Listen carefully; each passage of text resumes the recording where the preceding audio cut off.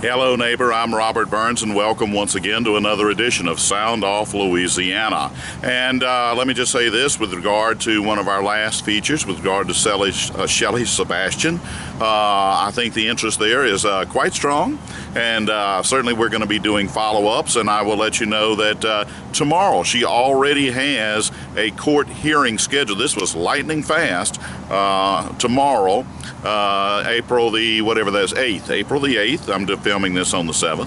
And we will certainly be there. And I believe it's this initial court hearing regarding her writ of mandamus for those documents, I think is going to be quite intriguing. And we will look to give you follow-ups along the way as we go down the path to see how that whole matter gets resolved. But as many of you would know, tomorrow the legislature will be convening for its regular session, and this is a year in which taxes can be raised without the need for a special session. I'm doing something today that I have never done on Sound Off Louisiana. This past week, the guest at the Baton Rouge Press Club was a gentleman named Eric Ponti. He is a former state representative, and we're going to give you his presentation in its entirety, as we always do, with a link. But I'm going to be blunt with you. I'm doing a separate feature to lay the foundation for why I found so much of his commentary offensive, and I did. I don't know any other way to describe it. And I'm doing this as a separate feature rather than having aired it at the press club for two reasons. Number one, I could not have laid the foundation I'm going to lay down with you for this. I couldn't have done it in just a few seconds, as you would, out of professional courtesy. You need to get your question asked at the press club. You will see questions that I did ask, and I kept them concise and quite professional. I'm also concerned I would not have been able to maintain my civility because the simple reason I literally had to leave the room to keep from throwing up at some of the things that I heard. Okay, I'm just going to be that blunt about it. But in laying down that foundation, I want to make an analogy. I want you to envision yourself as having gone into, I'm just going to throw any sporting goods store, let's say Academy. I'm just picking one at random. Let's say you go into Academy and you're looking to buy a very nice fishing rod, okay? You're an avid fisherman. So you've got your fishing rod and you're going to the checkout line, all right? And you have pulled out your money and you've paid. You've said, oh, man, I'm all excited. I want to go out and use this fishing rod. And imagine for just a moment the cashier behind the counter saying, well, it would have been nice to have you use that fishing rod. Well, I got a guy over here. He's an avid hunter. I'm going to take your money. I'm going to go give it to this hunter because he wants to buy a gun. And I'm going to use your money to buy his gun, and you get on out the door. And you are literally escorted out of the door. Now, if something like that had happened, trust me, they could pick up the phone and Two on Your Side and Channel 9 and all of the other big media outlets. Can you believe this? What happened? Folks, that is exactly what has happened with all of us with regard to the Transportation Trust Fund and state police, okay? There has been $600 million diverted away from the Transportation Trust Fund that we paid into, that was supposed to use for making, we could have practically had a new bridge with that money. And here's the bad part. And you can say what you want about me. I spent an extensive amount of time researching LSP, okay? And most of you would know most of the findings I make are not very flattering because they are what they are, okay?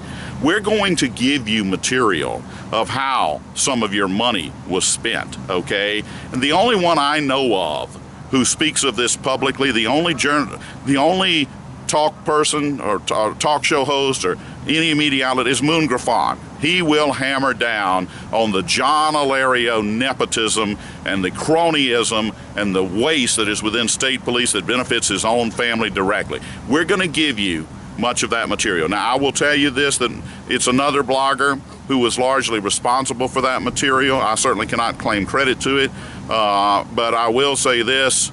In the recent past, for whatever reason, this blogger has tended to back away from state police. I don't know why. Well, I can tell you one thing, I'm not about to back away. I've got my fangs sunk in deep, And I'm telling you, I'm working on some things now that ought to be some real eye-openers for state police. But we're going to provide you with that material. And I want to emphasize one other thing.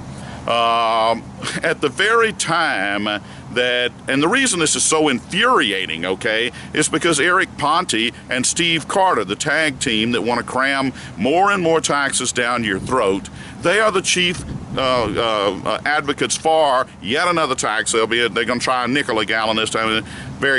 Fairly complicated proposal, got including, you know, a $200 registration fee for I don't know, hybrids, and $300 if it's pure electric. But at any rate, the bottom line is, at the time you see the material that I'm going to present to you for state police, I was insisting upon accountability to Steve Carter, okay? And he wouldn't even give me the courtesy of a response. And now Eric Ponti is going to stand up in front of me and tell us as voters that we need to demand accountability from our legislators.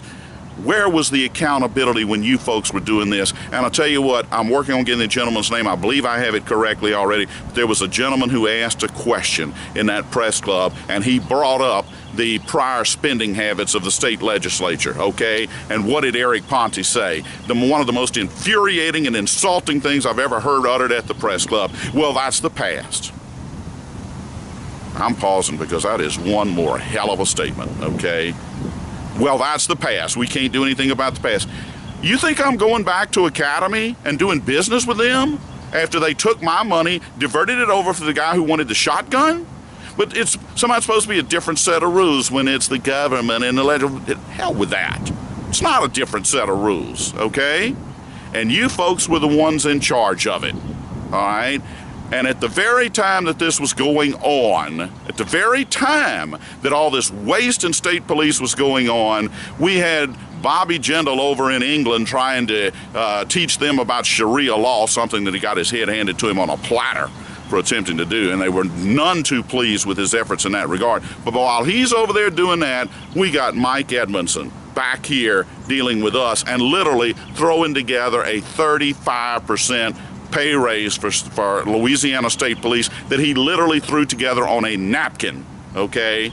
None of the proper procedures, from everything I've been told, everything I've been able to research, were followed for giving that pay raise. And I've spoken with some of the most foremost authorities on that, okay? And this legislature, who was comprised of Eric Ponti and Steve Carter, okay, just let it all happen. And now their explanation is, well, that's the past.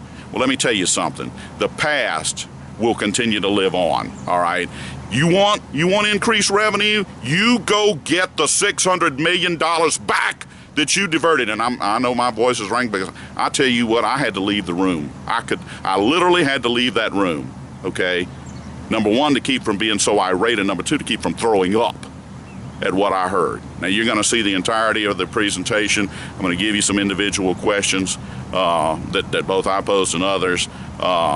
And he wants you to call up your legislature and hold them accountable and demand that they raise your gas taxes. I'm going to ask you to do something else. Call them up, especially those that have been there for a while, like Steve Carter, who won't even give me the courtesy of any kind. He's too busy running around with the big shots, okay?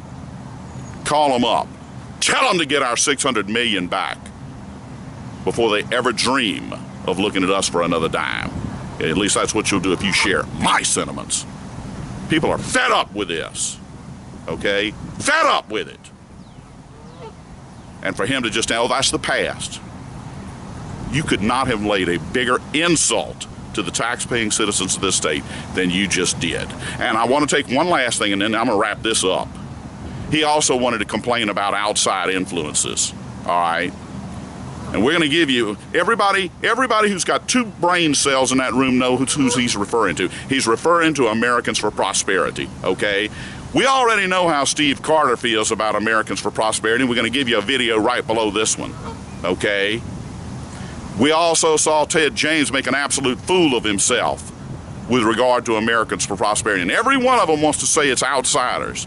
Well, I'm here to tell you something, Mr. Ponti, because I know you're talking about Americans for Prosperity, okay? You are looking at a lifelong resident of Baton Rouge, Louisiana. I most certainly am not an outsider. And I'll tell you something else. They can pick up the phone at these offices. I believe there's 4 offices now in Louisiana. They can pick up the phone and have an army base of volunteers going there to that state legislature, and every one of them resides in the state of Louisiana. So I am sick and tired of you inappropriately and wrongfully referencing me as an outsider. Now, I've called you on the carpet. You want a chance to counter-argue what I've said? Call me. I'll give you the camera, okay? But that presentation that was made at that press club was an absolute insult. And I'm hoping you'll join with me in absolutely fighting this tax increase tooth and nail. This is Robert Burns. Thank you once again for tuning in.